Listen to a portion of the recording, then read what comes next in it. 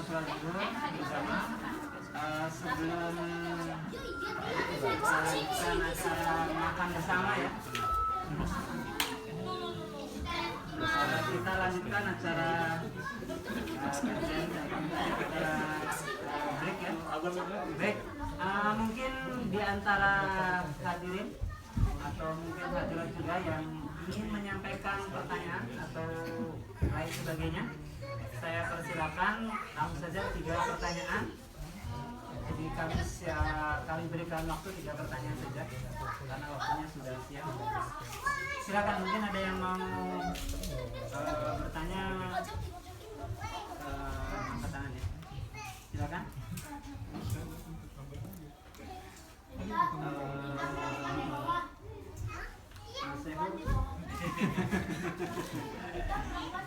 Apa enggak ada? Cukup.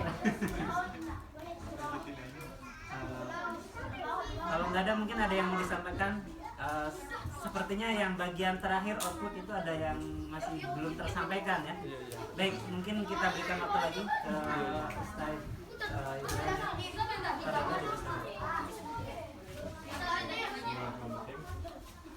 Assalamualaikum warahmatullahi wabarakatuh. Waalaikumsalam. Suaranya terdengar ya? Dengar. Di bagian terakhir output ya. Assalamualaikum. Memahami takwa itu kalau definisi ya, definisi sederhana dari para ulama adalah imtisal awamir wastinabu an-nawahi. Itu yang sederhana ya. Melaksanakan apa yang diperintah dan menjauhi apa yang menjadi larangan. Itu definisi paling mudah. Tapi coba kita lihat bagaimana sahabat Ali Karimul Wajah mendefinisikan ini lebih detail lagi. Beliau memberikan mana takwa ini dalam definisi yang lebih operasional. Beliau sampaikan yang dimaksud takwa itu ada beberapa kondisi. Seorang dikatakan bertakwa ketika dia dalam dirinya ada yang disebut sebagai al-khawf minal jalil. Al-khawf itu adalah takut kepada siapa? Al-jalil dan jadi seseorang itu dikatakan bertakwa ketika dalam dirinya ada ketakutan. Takutnya seorang hamba kepada Allah tentu berbeda dengan takutnya hamba kepada sesama makhluk. Takut kepada manusia mungkin menghindar, takut kepada binatang juga lari misalnya. Dan takut itu dalam beberapa kajian mereka ekspresinya beda ya. Contoh misalnya takut pada harimau itu menurut sebagian ulama itu dirasakannya dengan apa? Rasa sakit di maaf ya, takut pada ular misalnya. Itu yang disakit sakit itu di sini di ulu hati. Jadi kalau kita ada ular, kemudian itu hati itu biasanya di sini di ulu hati. Tapi kalau takut pada harimau, ya, itu yang dirasa itu bukan di sini tapi di lutut ya. Karena kalau lututnya bahasa Jawa sih ngopiok ya, lemes. Lututnya lemes. Jadi kalau sudah takut dengan harimau, boro-boro lari itu lemes. Takut pada makhluk yang makhluk gaib misalnya, apa yang dirasakan? Itu yang ekspresi di sini, di punduk ya, di namanya bulu kuduk ya, itu merinding biasanya. Yang mudah-mudahan kita bukan termasuk orang yang takut ya, karena biasanya di kami di mahasiswa itu di awal acara-acara rekrutmen kader ya, itu juga di supaya dia tidak lagi ketakutan kepada makhluk, tidak lagi ketakutan semata-mata kepada Allah Subhanahu wa Ta'ala. Nah, al-khawf tadi itu semakin dia kuat ketakwaannya kepada Allah, dia tidak akan ada satupun yang membuat dirinya takut kecuali kepada Allah Subhanahu wa Ta'ala. Nah, takut ini tentu ada beberapa tingkatan ya, ada beberapa istilah dalam Al-Quran. Yang pertama adalah al-khawf itu sendiri, makna secara umum. Ada juga makna takut dengan istilah khasyah. Nah, khasyah ini kenapa takut? Takut disebabkan oleh ilmu. Maka dalam Al-Quran disebutkan innama yakhsyallaha min ibadihil ulama. sungguhnya orang yang takut itu adalah para ulama. Sehingga dijelaskan betapa banyak di antara mereka yang menunjukkan bagaimana ketakutan yang luar biasa. Ada ulama yang ketika dia melihat api itu langsung pingsan. Ada yang dia melihat sesuatu yang membayangkan azabnya besar itu langsung pingsan. Ada juga ulama yang dia senantiasa menangis kalau dia orang yang soleh gitu. Karena khawatir dia di akhir usianya dalam keadaan suul khotimah. Coba betapa seorang ulama masih takut di akhir usianya suul khotimah. Karena seseorang itu tidak ada yang menjamin sampai akhir usianya bagaimana, apakah dia akan menjadi ahlul khair atau naudzubillah menjadi suul khotimah. Tentu dengan adanya khauf ini sebagai perisai, sebagai wikoya. Karena makna dasar dari takwa itu dari kata wikoya. Wikoya itu adalah perisai atau shield ya, tameng. Seseorang yang punya tameng, dimanapun dia berada, dimanapun dia tinggal, dalam kondisi sendiri maupun dalam keramaian, dia senantiasa merasakan kehadiran Allah Subhanahu wa Ta'ala. Dan dalam konteks saum ini, saya yakin ini juga akan menjadi faedah yang luar biasa. Allah mengajarkan kepada kita muraqabah, merasakan pengawasan Allah Subhanahu wa Ta'ala. Yang bahkan ini sudah diajarkan kepada kita sejak kecil. Kan sejak zaman kita belajar puasa dibilangin, kamu mau dimanapun nggak bakal bisa berbuka. Meskipun di dalam kamar nggak ada yang lihat, kamu minum tetes air itu sudah batal. Allah mengawasi kamu. Ini konteks contoh sederhana ya. Betapa Allah Subhanahu wa Ta'ala mengajarkan kepada kita muraqabatullah, merasakan pengawasan Allah Subhanahu wa Ta'ala. Kalau makomnya anak-anak tentu batalnya adalah batal puasanya. Tapi kalau sudah mudah-mudahan kita dalam tahapan bagaimana menjaga nilai saum kita di hadapan Allah Subhanahu wa Ta'ala.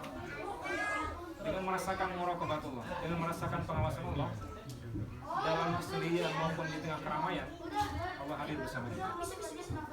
Meskipun kita dihadapkan kepada kondisi apapun, kondisi yang tadi sudah disebutkan madhar bisyahwat tadi, ternyata Allah menjaga kita dengan rasa takut itu sendiri. Dimanapun kita bisa melihat itu, tapi dengan muraqabatullah ternyata disitulah adanya reform, disitu adanya perisai tadi. Jadi al-khasyah takut karena didasari oleh ilmu. Kemudian yang kedua adalah takut disebabkan oleh merasakan kehebatan Allah Subhanahu wa Ta'ala, itu adalah haibatullah, merasakan kemahabesaran Allah Subhanahu wa Ta'ala, merasakan kehebatan Allah, merasakan keagungan Allah. Dan ini sungguhnya setiap waktu kita diajarkan kepada kita. Takbiratul ihram, dengan takbir itu diajarkan kepada kita tentang haibatullah. Dengan kita rukuk, dengan kita sujud, itu sungguhnya adalah pengajaran yang terus dilakukan agar kita senantiasa merasakan kehebatan Allah SWT. Dan ternyata disitulah seseorang apakah akan mendapatkan Ramadan hanya sekedar ritual rutinitas setiap tahun, atau justru mendapatkan makom yang semakin baik. Karena begitu banyak orang melewati Ramadan, Rasulullah digambarkan dalam sebuah hadis Muslim, sungguh celaka orang yang dia memasuki Ramadan, kemudian dia keluar dari Ramadan dalam keadaan tidak diampuni. Kalau sudah jelaskan hadisnya, man shoma Ramadan iman wa ihtisaban. Ini ibadah siang hari. Barang siapa yang saum dengan iman dan ihtisab, ihtisab maknanya sebagai menafsirkan adalah mengharapkan keridhaan Allah Subhanahu wa Ta'ala. Ada juga yang memahami ihtisabnya dengan muhasabah. Apa muhasabah? Mengkoreksi amal-amal kita, amaliyah kita. Muhasabah terus. Jadi dalam puasanya ini, saumnya itu dia senantiasa muhasabah, senantiasa merasakan betapa kita begitu banyak dosa. Maka sebagai ulama mengajarkan perbanyak istighfar. Setiap waktu zikir kita istighfar, karena kita tidak tahu. Bisa jadi di tempat ini kita melakukan dosa. Bisa jadi di waktu ini sehari yang lalu, 2 hari yang lalu kita melakukan dosa. Bisa jadi di waktu yang sama sekian tahun lalu kita melakukan dosa, dan kita ternyata belum memohon ampun kepada Allah Subhanahu wa Ta'ala. Nah, kalau sudah kita banyak masalah, itu ada saatnya akan ketemu khilaf-khilaf kita. khilaf kepada manusia, kepada orang tua, kepada saudara-saudara kita, kepada orang fakir miskin, kepada kaum duafa, itu akan bermunculan aib-aib kita sendiri. Maka harus gambarkan tuba liman syawwalahu aibuhu an aibin nas. Sungguh beruntung orang-orang yang dia disibukkan dengan aib dirinya daripada memikirkan aib manusia. Sekarang ini kan luar biasa ya, aib manusia dibeber di mana-mana. Aib manusia yang bahkan mereka adalah orang-orang yang mungkin memiliki kemuliaan. Fitnah menyebar di mana-mana. Kadang-kala kita pun ikut memikirkan jangan-jangan fitnah ini benar. Ada fitnah di media tentang seorang ulama, seorang orang yang mulia dan seterusnya. Kemudian berpikir dalam kita jangan-jangan fitnah ini benar. Kenapa kita tidak menyibukkan diri kita dengan aib-aib kita sendiri? Tuba liman syawwalahu aibuhu an ayyubin nas. Jadi saatnya kita tahun Ramadan kali ini lebih banyak muhasabah ibadah siangnya, nah ibadah malamnya, mengqama Ramadan imanan wa ihtisaban. Sama saja, variabelnya dua, imanan wa ihtisaban. Barang siapa yang di malam hari dia bangun salat malam, imanan wa ihtisaban, ghufira lahu ma taqaddama min dhanbi. Jadi betapa Allah Subhanahu wa taala membuka lebar pengampunan itu. Betapa Allah Subhanahu wa taala membuka ruang untuk mendekat begitu cepat kepada Allah dengan cara-cara yang bahkan dengan cara yang sederhana, dengan infak kita, dengan tasbih kita, dengan tilawatul Quran kita. Tapi kalau ada orang-orang yang melewati Ramadan, kalau Ramadan dia tidak mendapatkan ampunan, itulah orang-orang al-khauf minal zalim. Kemudian makna takwa yang kedua adalah al-amal bitanzil. Ini yang kedua. Beramal dengan apa yang diturunkan. Apa yang diturunkan itu Al-Quran dan Al-Hadis. Jadi Imam Ali mengatakan orang yang bertakwa itu adalah orang yang senantiasa beramal, senantiasa belajar agar senantiasa sesuai dengan Al-Quran dan Sunnah. Kembali lagi belajar dan belajar. Dan sumber kehancuran manusia itu adalah orang-orang yang dia merasa puas dengan kebodohannya. Yang Sayyidina Ali mengatakan itu orang-orang yang memiliki qanaah bil jahli, merasa puas dengan kebodohannya, itulah sumber kerusakan seseorang. Jadi itu yang kedua. Dan yang ketiga adalah mana takwa adalah al-qanaah bil qalil, merasa puas dengan rezeki yang sedikit. Nah, konteksnya kenapa al-qanaah bil qalil? Karena Imam Ali itu adalah seorang yang fakir. Jadi sahabat Nabi yang diberikan rezeki kefakiran itu adalah Imam Ali radhiyallahu anhu. Betapa anak beliau, betapa anaknya Rasulullah, Siti Fatimah radhiyallahu anha itu diberikan rezeki kefakiran. Sehingga gambaran dari saudara ini adalah al-qanaah bil qalil, merasa puas dengan keterbatasan. Saya pikir konteks kita mudah-mudahan bersyukur dengan banyaknya nikmat yang Allah berikan. Dan yang terakhir yang merupakan makna takwa adalah menurut Sayyidina Ali adalah al-isti'dad.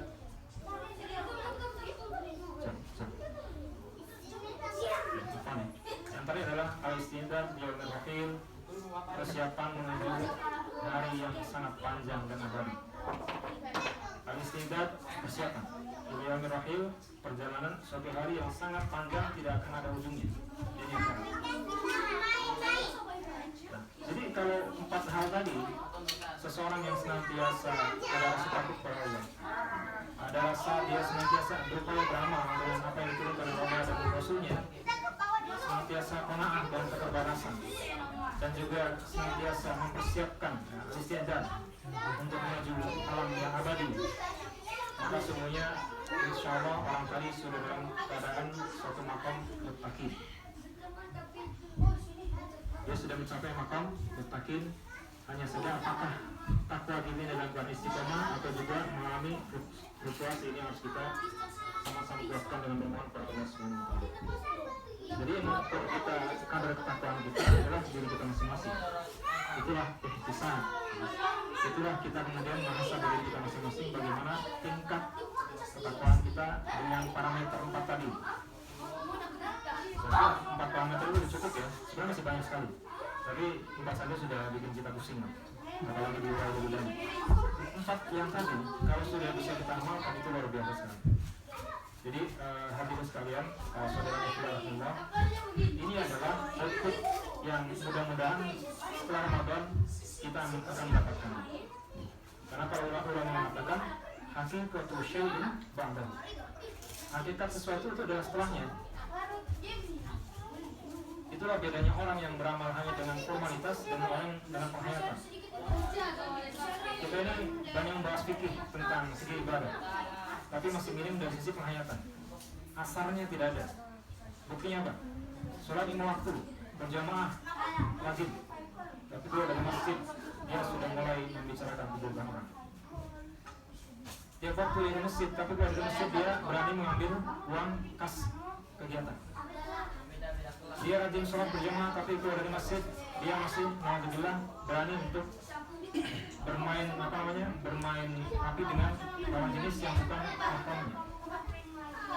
Istri kita di rumah menunggu dengan setia. Di kantor ada suami-suami yang berdekat-dekat dengan teman kantornya, bermesra-mesra dengan teman kantornya. Apa istilahnya itu? Ya gitu lah. Bahkan disebutkan selingkuh itu indah. Ada orang yang dia berpuasa Ramadan, tapi setelah Ramadan dia kembali kepada kebiasaan buruknya, meninggalkan sesuatu yang sudah dilatih selama Ramadan. Bahkan kalau di kampung ada haji, ya, sudah pulang haji, ternyata bangga dengan label hajinya, tapi kemudian dia tidak menampakkan keterlaluan seorang ahli ibadah. Masih tampak dengan kesombongannya.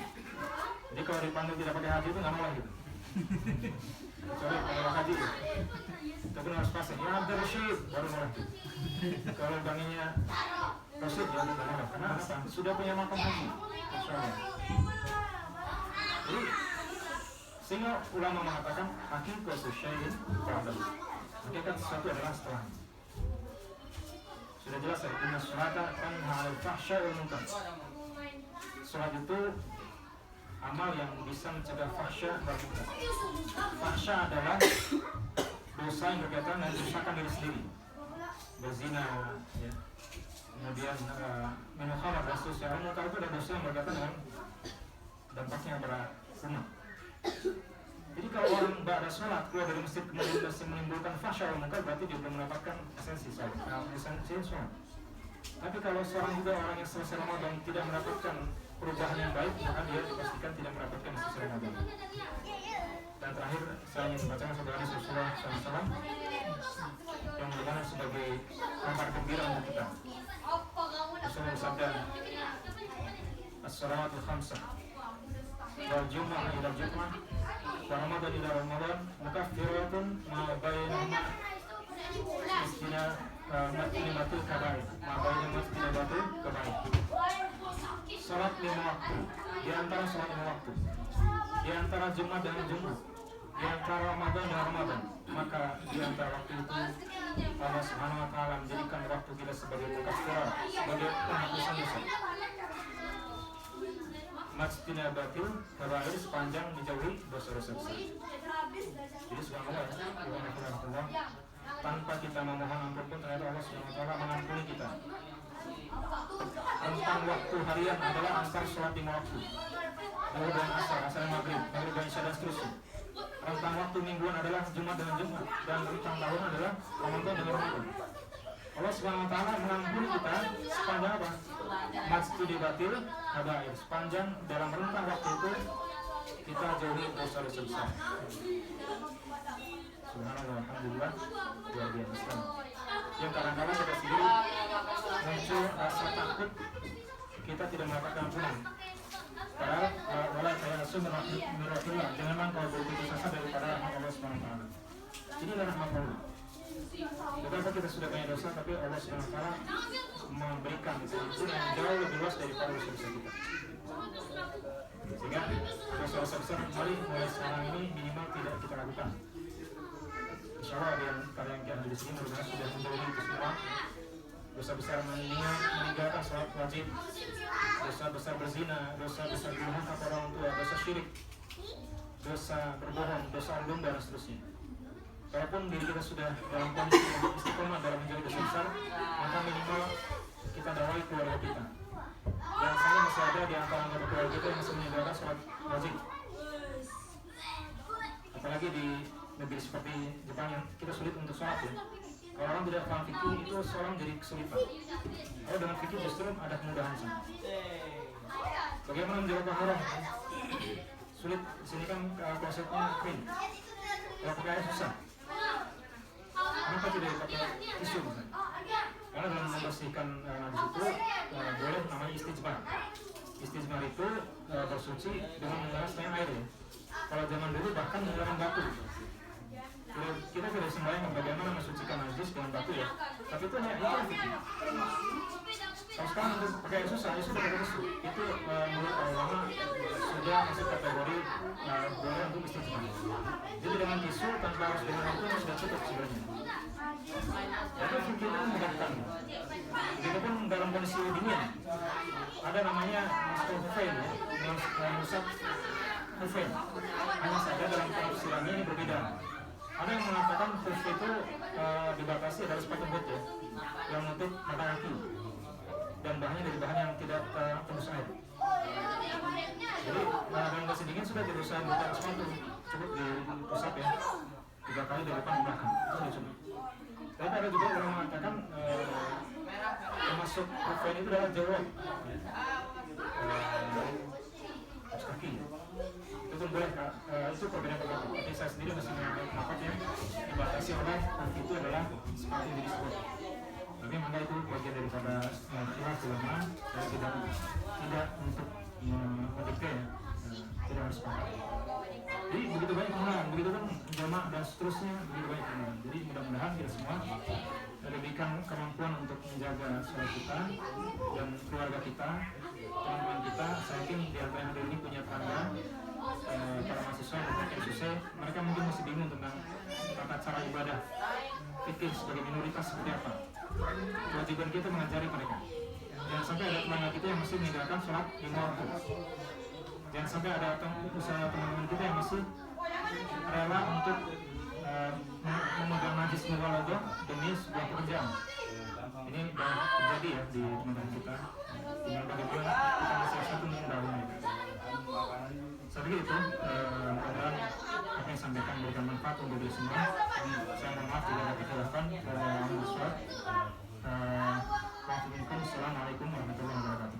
Waalaikumsalam.